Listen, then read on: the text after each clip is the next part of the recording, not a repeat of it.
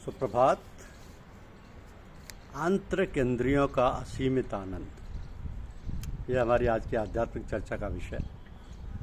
आंतरिक इंद्रियों का असीमित आनंद। मानव जीवन शांति प्राप्त करने के लिए मनुष्य को हर कार्यकलाप में शांति दिखाई देती है। धन दौलत, स्त्री पुत्र, मित्र, नौकरी, व्यापार आदि दुनिया के प्रत्येक कार्य में शांति निहित है। क्योंकि ईश्वर ने हमें बुद्धि दी है, विवेक दिया है, तो हमें प्रत्येक कार्य का निरीक्षण करना चाहिए कि क्या दुनिया की हर वस्तु में शांति है, आनंद है।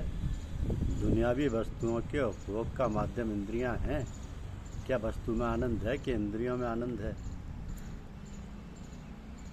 इस पर विचार करना चाहिए कि शांति कहाँ है, जिसके लिए हम बहुत समय से परेशान हैं। सबसे पहले हम दुनियावी वस्तुओं की तरफ जाते हैं और दुनिया में रहने के लिए आज पैसा जरूरी है। हमें काफ़ी परेशानी है कि यदि 10,000 रुपये मिल जाए तो हमें सुख शांति मिल जाए। लेकिन जब ईश्वर 10,000 की व्यवस्था कर देता है तब तो हमें सुख शांति मिल जानी चाहिए। बजाय शांति के और अधिक चाहने की इच्छा प्रबल होती जाती है। इस प्रकार 50,000, 1 लाख फिर 10 लाख की इच्छा होती है और पैसे की ओर में शांति ढूंढते ढूंढते अरबपति हो जाती है। इसी में सारी उम्र समाप्त हो जाती है, सारी इंद्रियां शिथिल हो जाती हैं, आपको शांति नहीं मिल पाती और आप अशांति रह जाती। सिवाय पछताने के कुछ हाथ नहीं आता। यदि रुपये में शांति होती तो हमें पहले ही 10,000 रुपये मिलने पर शांति मिल जानी चाहिए थी। यदि नहीं मिली तो जाहिर है कि जिस रास्ते पर हम चल रहे हैं वो गलत है। किसी निश्चित स्थान पर जाने के लिए अगर हमारा पहला कदम गलत पड़ जाए तो उस और जाने वाला हर कदम गलत ही पड़ेगा। इसी प्रकार दुनिया की हर वस्तु के उपभोग में शांति नहीं है। यदि हम दुनियावी किसी वस्तु का बराबर उपभोग करें तो उस वस्तु का आनंद क्रम से घटता नजर आता है। क्योंकि इस वस्तु का सारा तुष्टि गुण हम एक ही बार में ले लेते हैं। यही कारण है कि उस वस्तु का आनंद उपभोग करने से क्रम से घटता नजर आता है। तो जो आनंद पहली बार मिला दूसरी बार नहीं, तो जाहिर है कि दुनिया की किसी वस्तु में आनंद नहीं है। हम भूलवश इंद्रियों को शांति का स्रोत मान बैठे, जबकि शांति न वस्तु में है और ना ही इंद्रियों में। वास्तव में आनंद तो हमें अपनी आत्मा में मिलता है।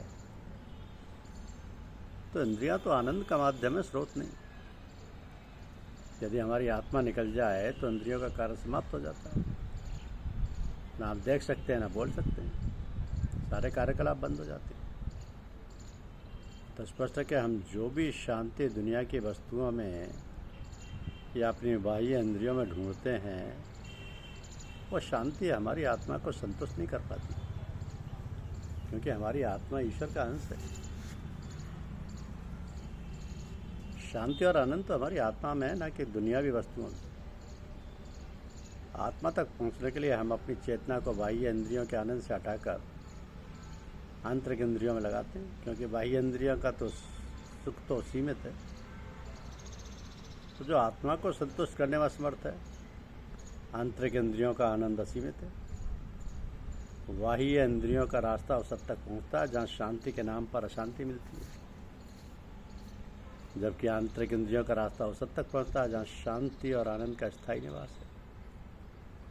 जहाँ शांति का भंडार है वहीं आत्मा है, वही ईश्वर है। वही आत्मा है और वही ईश्वर है। तो किसी को नीच, पतित या पापी मत समझो। याद रखो, जिसे तुम नीच, पतित और पापी समझते हो, उसमें भी तुम्हारे वही भगवान विराजित हैं जो महात्मा ऋषियों के हृदय में। सबको प्रेम दान करो, सबके प्रति सहानुभूति रखो, किसी की निंदा ना करो, किसी की निंदा ना सुनो। साधक को तो दूसरे की निंदा सहनी नहीं होनी चाहिए। निंदा सुननी हो तो अपनी सुनो, और करनी आवश्यक समझो तो अपनी सच्ची निंदा करो, अपनी सच्ची निंदा करो। निदा फाजली नाम के एक शायर हैं जो बहुत अच्छी शायरी करते हैं। और कहते हैं कि जीवन भर भटका किए खुली न मन की गांठ, उसका रास्ता छोड़कर देखिए उसकी बात। अच्छी संगत बैठकर संगी बदले रूप, जैसे मिलकर आम से मीठी हो गई धूप। सातों दिन भगवान के क्या मंगल क्या पीर, जिस दिन सोए देर तक भूखा रहे फकीर। रास्ते को भी दोष दें, आंखें भी करें लाल, अरे चप्पल में जो कील है पहले उसे निकाल। बच्चा बोला देखकर मस्जिद आलीशान, अल्लाह तेरे एक को इतना बड़ा मकान, अंदर मूरत पर चढ़े घी पूरी मिष्ठान। मंदिर के बाहर खड़ा ईश्वर मांगे दान, सबकी पूजा एक सी अलग अलग हर रीत। मस्जिद जाए मौलवी कोयल गाएगी, पूजा घर में मूर्ति मीरा के संग श्याम। जितनी जिसकी चाकरी उतने उसके दाम, सीता रावण राम का करें विभाजन लोग। एक ही तन में देखिए तीनों का संजोग, एक पलड़े में प्यार रख दूजे में संसार। तोले से ही जानिए किसमें कितना भार, चाहे गीता बाँचिए चाहे पढ़ो कुरान। तेरा मेरा प्यार ही हर पुस्तक का ज्ञान, वो सूफी का कौल हो या पंडित का ज्ञान। जितना बीता आप पर उतना ही सच मान। मैं क्या जानूं तू बता है मेरा कौन, मैं क्या जानूं तू बता तू है मेरा कौन। मेरे मन की बात को बोले तेरा मौन, छोटा करके देखिए जीवन का विस्तार। आंखों भर आकाश है बाहों भर संसार, ऊपर से गुड़िया हंसे अंदर पोलम पोल। गुड़िया से है प्यार तो टाँकों को मत खो।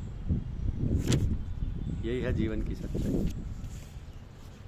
यदि आप गंदे फटे कपड़े पहने हैं तो आपका शरीर गंदा हो, तो आप अपने मित्रों रिश्तेदारों संबंधियों से मिलने में हिचकिचाते हैं, शर्माते हैं। उसी प्रकार यदि आपके कर्म गंदे होंगे, दूषित होंगे, तो आपकी आत्मा को परमात्मा से मिलने में संकोच होगा। आप परमात्मा का साक्षात्कार नहीं कर सकते। अतः शरीर मन और प्राण से अपने कर्तव्य कर्म को पवित्र रखें। हमारे कर्म पवित्र होते ही मन वाणी प्राण तीनों पवित्र होते हैं। शुचिता आने लगती है और इस शुचिता के आते ही सत्संग और साधन अपने आप होने लगती है। तो जिसका व्यवहार दूसरों के प्रति शुद्ध है, कमाई नेक है, वाणी में माधुर्य है, हृदय में दया तथा परोपकार की भावना है और मन में निर्मलता तथा सात्विकता है, वही साधक परमार्थ की कमाई में सफल हो सके। धन्यवाद। वीडियो पसंद आया हो तो चैनल को अवश्य सब्सक्राइब करें। शुक्रिया।